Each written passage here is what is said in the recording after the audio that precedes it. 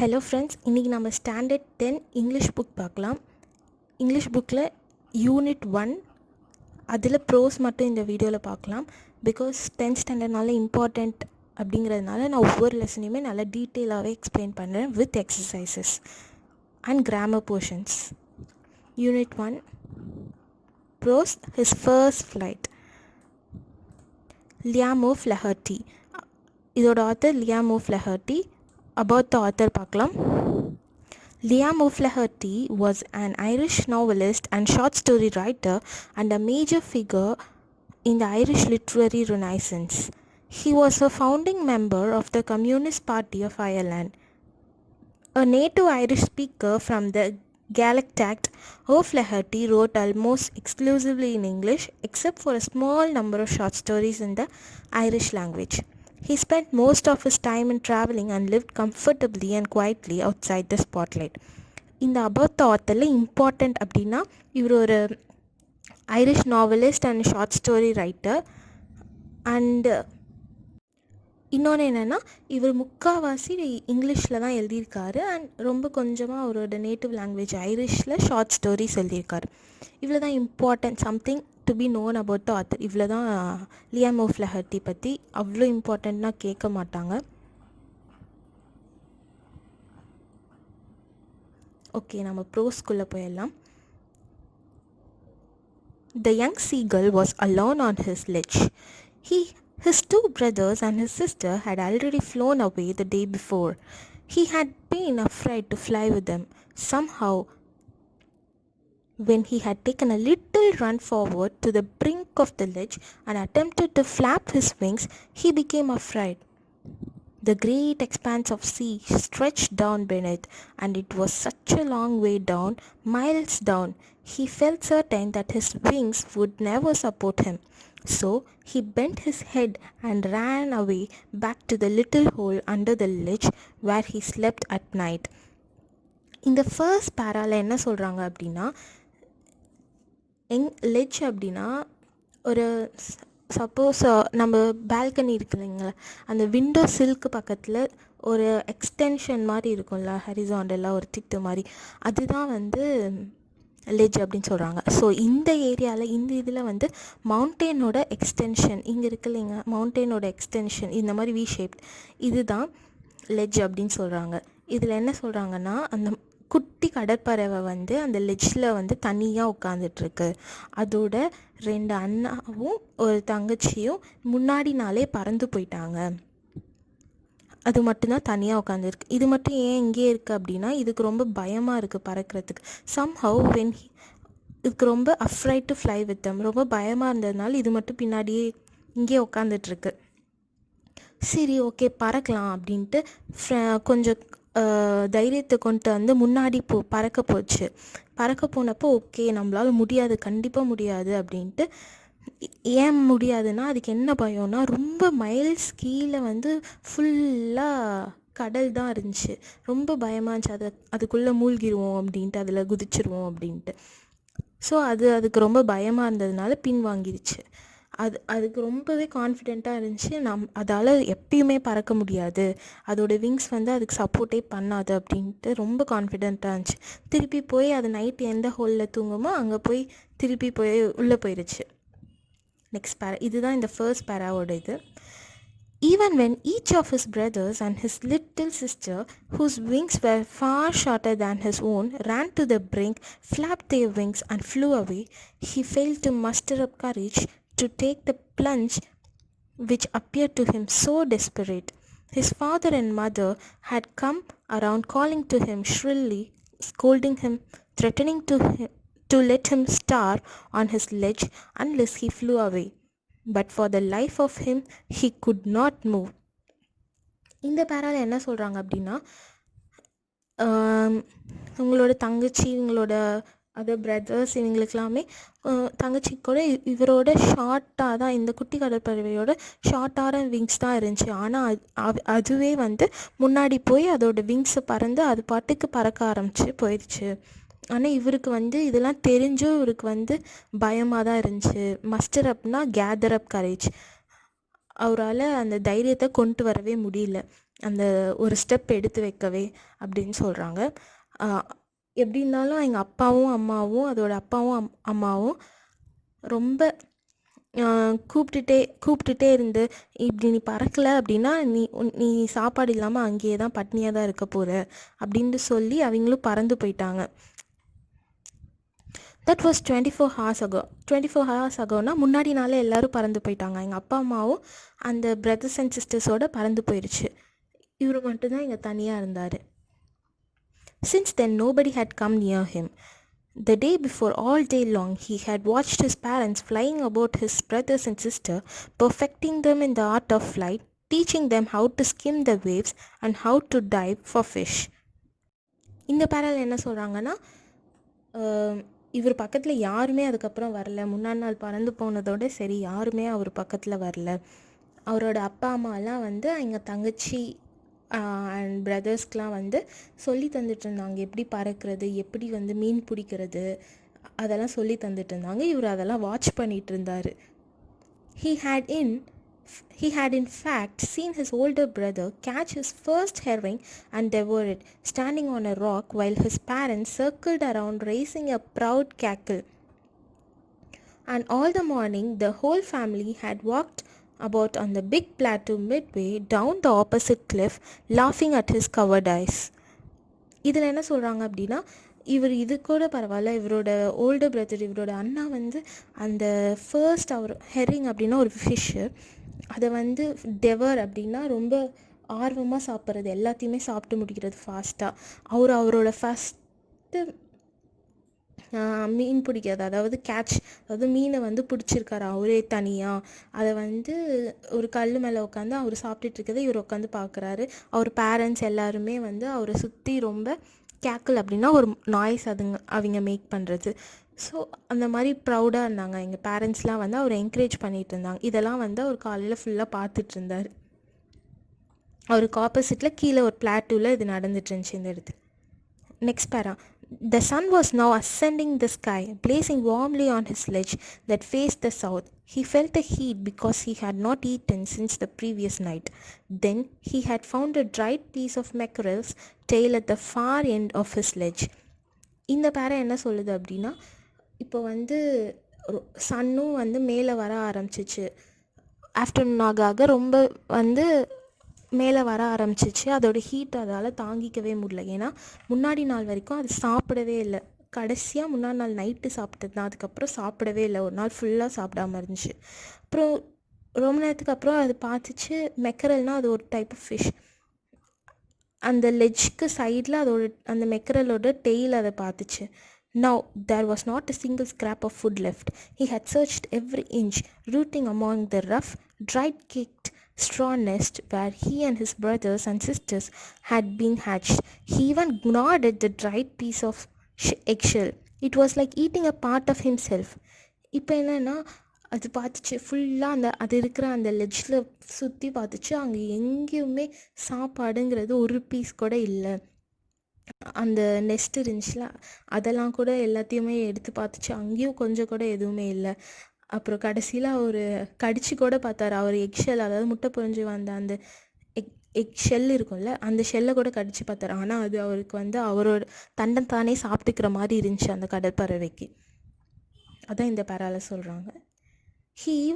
He then trotted back and forth from one end of the ledge to the other, his long grey legs stepping daintily, trying to find some means of reaching his parents without having to fly. But on each side of him, the ledge ended in a sheer fall of precipice, with the sea beneath, and between him and his parents there was a deep, wide crack. இந்த கடற்பறவை வந்து முன்னாடியும் பின்னாடியும் ஓடிக்கிட்டே இருந்துச்சு. அது இருக்கிற அந்த லெட்ஜில் stepping டெயின்ட்லி அப்படின்னா, டெயின்ட்லினா யாராச்சும் சாப்பாடு போடுவாங்களா அப்படின்ட்டு ஒரு ஏக்கத்தோடு போயிட்டே இருந்துச்சு முன்னாடியும் பின்னாடியும். எங்கள் அப்பா அம்மாவுக்கு எப்படியாச்சும் பறக்காமல் அவங்கள ரீச் பண்ண முடியுமா அப்படின்லாம் பார்த்துட்டு இருந்துச்சு. ஆனால் அவங்களுக்கும் எங்கள் பேரண்ட்ஸுக்கும் நடுவில் ஒரு பெரிய இடைவெளியே, ஒரு பெரிய கிராக்கே இருந்துச்சு. கண்டிப்பாக அதால் தாண்ட முடியாதுன்னு அதுக்கு தெரிஞ்சிருச்சு. Surely he could not reach them without flying if he could only move northwards along the cliff face. But then on what Could he walk?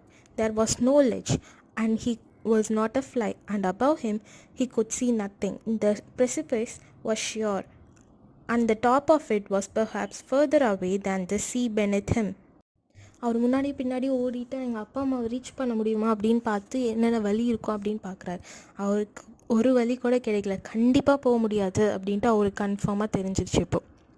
He stepped slowly out of the brink of the ledge, and standing on one leg with the other leg hidden under his wing, he closed one eye and the other pretended to be falling asleep. Still they took no notice of him.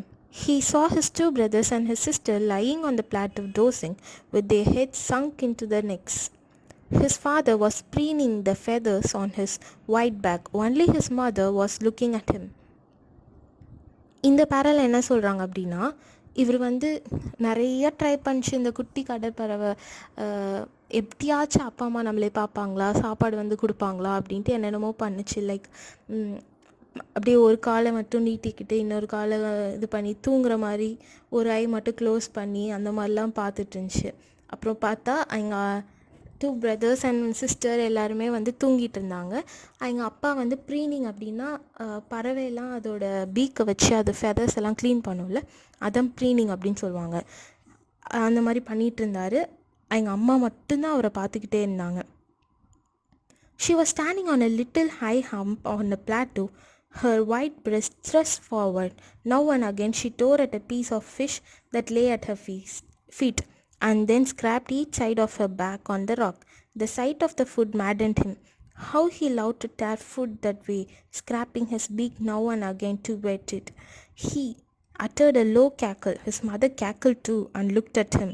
இந்த பேரா என்ன சொல்லுது அப்படின்னா, எங்கள் அம்மா எப்படி நின்றுட்டு இருந்தாங்க அப்படின்னு சொல்கிறாங்க. எங்கள் அம்மாவை டிஸ்கிரைப் பண்ணுறாங்க இந்த இதில். அதுக்கப்புறம் நெக்ஸ்ட்டு எங்கள் அம்மா என்னென்ன ஃபிஷ் பக்கத்தில் கிடக்குதோ அதெல்லாம் கடித்து சாப்பிட்டுட்டு இருந்துச்சு.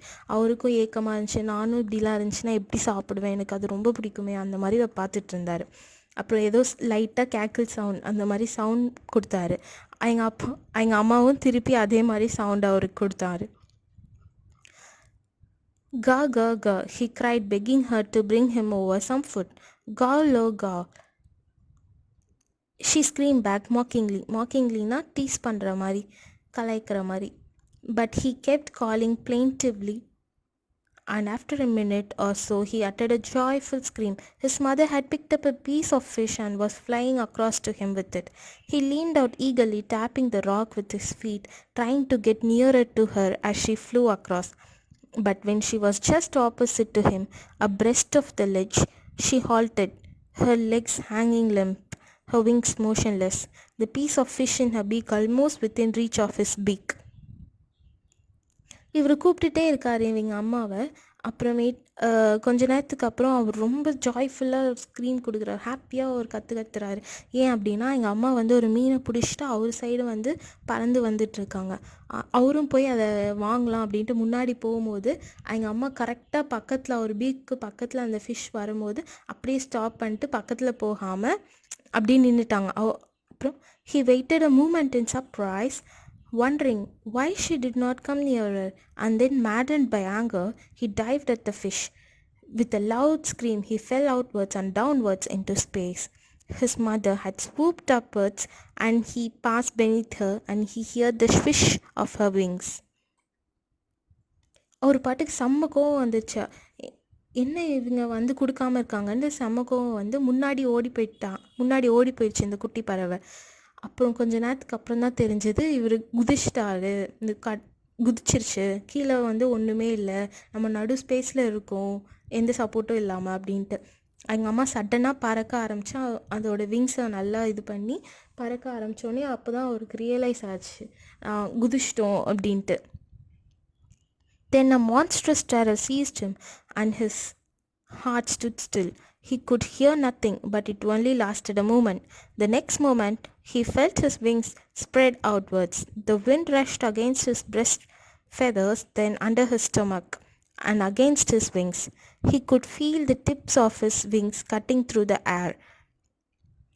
சட்டனாக அவருக்கு இவ்வளோ பயம் வந்துச்சு, என்னடா இது இப்படி ஆயிடுச்சு அப்படின்னு. அப்புறம் அதெல்லாம் வந்து ஜஸ்ட் ஒரு செகண்ட் தான் அந்த பயமே இருந்துச்சு. அதுக்கப்புறம் அவரோட விங்ஸ் தானே ஸ்ப்ரெட் ஆகி அவர் பாட்டுக்கு பறக்க ஆரம்பிச்சிட்டாரு. He was not falling headlong now. He was soaring gradually downwards and outwards. He was no longer afraid. He just felt a bit dizzy. Then he flapped his wings once and he soared upwards. இப்போ வந்து அவருக்கு பயமே இல்லை. இப்போ டோட்டலாக வந்து மேலேயும் கீழேயும் அவர் பறக்க ஆரம்பிச்சிச்சு அந்த பறவை. ஸோ அது பாட்டுக்கு அது இஷ்டம் போல் பறக்க ஆரம்பிச்சிது. ஆனால் அது கொஞ்சம் தலை சுற்றி லைட்டாக டிஸ்ஸியாக இருந்துச்சு அப்படின்னு சொல்கிறாங்க, மயக்கம் வர மாதிரி. He uttered a joyous scream and flapped them again. He soared higher. He reached his breast and banked against the wind. Gur, gur, gur, gur. Gauluha. His mother swooped past him, her wings making a loud noise. He answered her with another scream. Then his father flew over him, screaming. Then he saw his two brothers and sister flying around him and diving. இப்போ அவருக்கு ரொம்பவே சந்தோஷமாயிடுச்சு, என்னாலையும் பறக்க முடியும் அப்படின்ட்டு. இவங்களாம் sound make பண்ணி அங்கே ஃபேமிலியாக அவரை சுற்றி பறந்து சந்தோஷமாக இருக்காங்க. Then he completely forgot that he had not always been able to fly and commenced to dive and soar, shrieking shrilly. Shriekingனா அது கீச்சுனா ஹை பிச் வாய்ஸ் கொடுக்கும்ல பறவைலாம், அதுதான் ஷ்ரீக்கிங் ஷ்ரில்லி அப்படின்னு சொல்லுவாங்க. அவர் இப்போ டோட்டலாக மறந்துட்டார். அவர் ஒரு கற்பனையில் இருந்தார்ல, என்னால் இனிமேல் எப்பயுமே பறக்கவே முடியாது அப்படிங்கிறத மறந்துட்டு அவர் பாட்டுக்கு ரொம்ப ஹாப்பியாக மேலேயும் கீழேயும் பறக்க ஆரம்பிச்சிச்சு. He was near the sea now, flying straight over it, facing out over the ocean.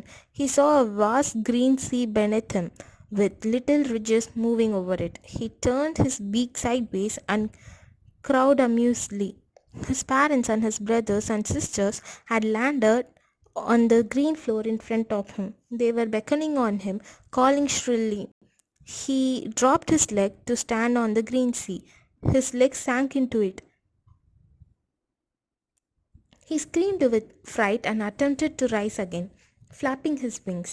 But he was tired and weak with hunger, and he could not rise, exhausted by the strange exercise. His feet sank into the green sea, and then his belly touched it, and he sank no further. இது என்ன சொல்லுது அப்படின்னா, இப்போ வந்து அவர் சீக்கு பக்கத்தில் பறக்க ஆரம்பிச்சிட்டார். டோட்டலாக இவர் பறக்க ஆரம்பித்தோடனே இவர் பிரதர் சிஸ்டர் எல்லோரும் வந்து அந்த சீல வந்து அவங்க காலை வச்சு அதில் ஃப்ளோட் பண்ண மாதிரி ஆரம்பித்தோடனே இவருக்கு வந்து அவரும் அவர் காலை வந்து அவரையும் வைக்க சொல்லியிருக்காங்க, குட்டிக்கார பறவையும் வைக்க சொல்லியிருக்காங்க. அது வச்சோடனே அதோட கால்லாம் மூழ்க ஆரம்பித்தோடனே அதுக்கு ரொம்ப பயம் வந்துருச்சு, என்னடா மூழ்கிறோம் அப்படின்ட்டு. அதுக்கப்புறம் விங்ஸ்லாம் வந்து ஃப்ளாப் பண்ணி மேலே போகலாம் அப்படின்னு பார்க்கும்போது அவருக்கு ஏற்கனவே ரொம்ப பசினால அவருக்கு எனர்ஜியே இல்லை டோட்டலாக. அப்புறம் ஒரு ஃபீட், அதாவது கால் மூழ்க ஆரம்பித்தோடனே அப்புறம் அவரோட வயிறு அந்த பகுதி, பெல்லி அந்த வயிறு பகுதி வந்து அந்த தண்ணியை டச் பண்ணோடனே அவர் அதுக்கு மேலே மூழ்கவே இல்லை. He was floating on it, and around him his family was screaming, praising him, and their beaks were offering him scraps of dogfish. இப்போ அவர் கடலில் வந்து ஃப்ளோட் பண்ணிகிட்டு இருந்தாங்க அந்த வாட்டரில். அப்போது எங்கள் ஃபேமிலி எல்லாருமே ரொம்ப சந்தோஷப்பட்டு அவருக்கு வந்து மீன்லாம் பிடிச்சி தந்தாங்க. He made his first flight. இதுதான் இவரோட ஃபர்ஸ்ட் ஃப்ளைட். ஃப்ளைட்னா ஃப்ளையிங். இவ்வளோதான் pros. Ledge, a narrow shelf that juts out from a vertical surface. Shrilly, producing a high-pitched and piercing voice or sound. Herring, a long silver fish that swims in large groups in the sea. Devour, to eat something eagerly and in large amounts so that nothing is left. Cackle, a sharp broken noise or cry of a hen, goose or seagull. Mackerel, a sea fish with a strong taste often used as a food. Gnaw, a bite or chew something repeatedly. இந்த gnaw வந்து அவரோட egg ஷெல்லியே கடிச்சு சாப்பிட்டாரு அப்படின்னு சொல்லுவாங்களா, அங்கே use பண்ண word. Trot, to run at a moderate pace with short steps. Trotனா அந்த இதுலேயே அந்த குட்டி கடற்பறவை ஓடிக்கிட்டே இருந்துச்சுன்னா அந்த லெட்ச்லேயே, அதை தான் ட்ராட் அப்படின்னு சொல்லுவாங்க. Precipice, a very steep side of a cliff or a mountain. Steep side அப்படின்னா லைக் வி ஷேப்ட் எப்படி இருக்கும் அப்படின்னா இந்த மாதிரி இந்த எண்ட்ஸ் வந்து ரொம்பவே ஷார்ப்பாக இருக்கும், லைக் ட்ரையாங்கிள் மாதிரி இருக்கும். wet to sharpen, preening cleaning the feathers. எங்கள் அப்பா க்ளீன் பண்ணிட்டு இருந்துச்சுல அது சொல்கிறாங்க. plaintively sadly calling in a sad way, அது எங்கள் அம்மாவை எப்படி கூப்பிட்டுச்சு plaintively. swoop to move very quickly and easily through the air. beckoning make a gesture with the hand or head to encourage someone to approach or follow. அதோட தம்பி அக்கா அதோட brothers and sisters எல்லாருமே அதை என்கரேஜ் பண்ணி இது பண்ணாங்கல்ல, அதுதான் beckoning அப்படின்னு சொல்கிறாங்க. நெக்ஸ்ட்டு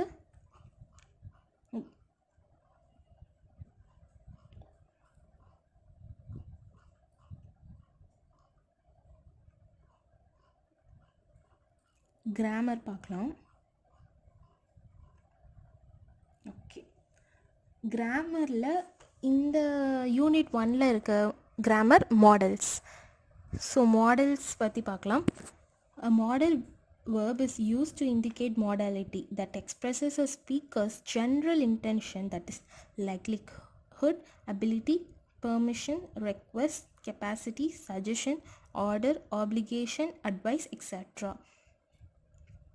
அதாவது மாடல்ஸ் அப்படின்னா ஒரு இந்த மாதிரி ஒன்று நடக்கலாம், நடக்காமல் போகலாம், ஒரு ரெக்வெஸ்ட் நம்ம எப்படி எந்த டோனில் பேசுகிறோம் அப்படிங்கிறது மாடாலிட்டி அப்படின்னு சொல்லுவாங்க. அதுக்கு எந்த வேர்ட்ஸ் யூஸ் பண்ணணும் அதுதான் models. we use models to show if we believe something is certain, possible or probable. Example of some models: can, could, may, might, will, would, shall, should, must, ought to, need, used to and that to. Okay, models do not change with the person or number of the subject. Okay, இப்போ நான் ஒரு கொஞ்சம் எக்ஸசைஸ்லாம் பண்ணி காமிக்கிறேன். இப்போ மாடல்ஸ்னால் என்னென்னு கிளியராக புரிஞ்சிடும். Okay, first exercise. complete these sentences using appropriate models. The clues in the brackets will help you. First one, when. Okay, ability in the past. Okay, ability in the past அப்படின்னா இது நடந்திருக்க முன்னாடி கடந்த காலத்தில் நடந்துட ஒன்று அப்படின்னு. ஸோ அதுக்கு என்ன வேர்டிங் யூஸ் பண்ணலான்னு பாருங்கள். when I was a child I used to climb trees easily but now I can't. Okay, next one determination. அப்படின்னா ஒரு ஸ்ட்ராங் வில், என்னால் முடியும் அப்படிங்கிற ஒன்று. I will win this singing contest. Third one advice or suggestion. ஒரு advice இல்லைனா suggestion கொடுக்குறாங்க. இப்போ அதுக்கு என்ன வேர்ட் யூஸ் பண்ணலான்னா you may buy this book, it is worth buying. Fourth one ability in the present. இப்போ ப்ரெசண்ட்டில் உன்னால் முடியும், இது முடியும் அப்படின்னு சொல்கிறது இல்லை நடக்கிறது. Poongothai can speak several languages. Next one, I promise or promise. I swear I won't tell lies again. Next, past habit, முன்னாடி இருந்த ஒரு habit. My father used to play badminton in the evenings when he was at college. Seventh one, command or order. You must do as I say. Eighth one, request. May I have another glass of water? Next, possibility.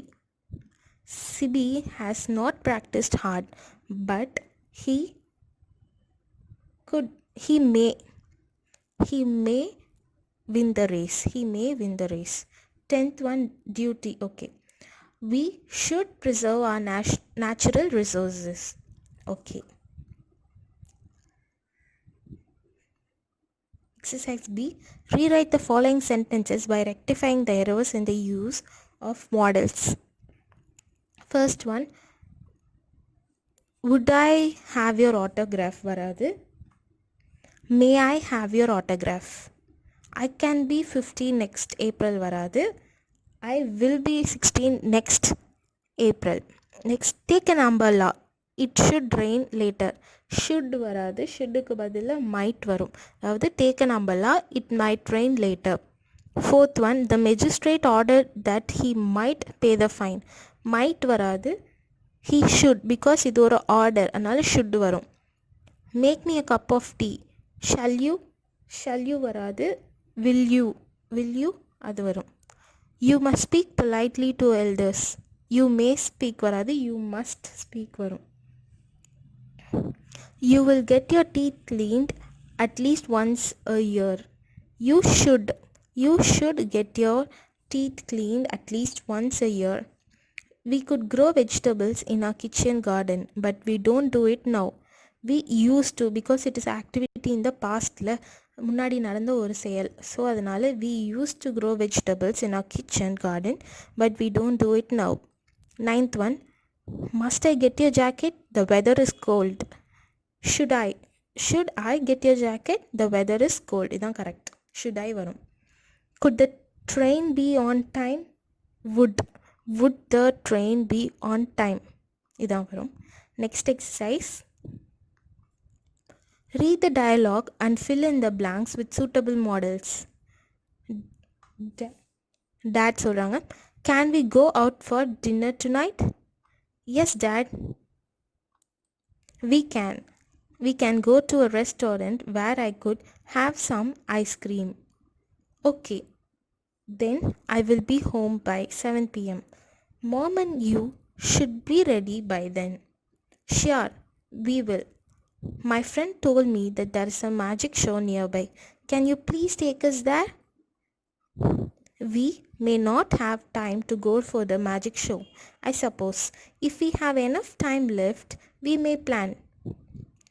By the way, should we inform our gatekeeper about our outing?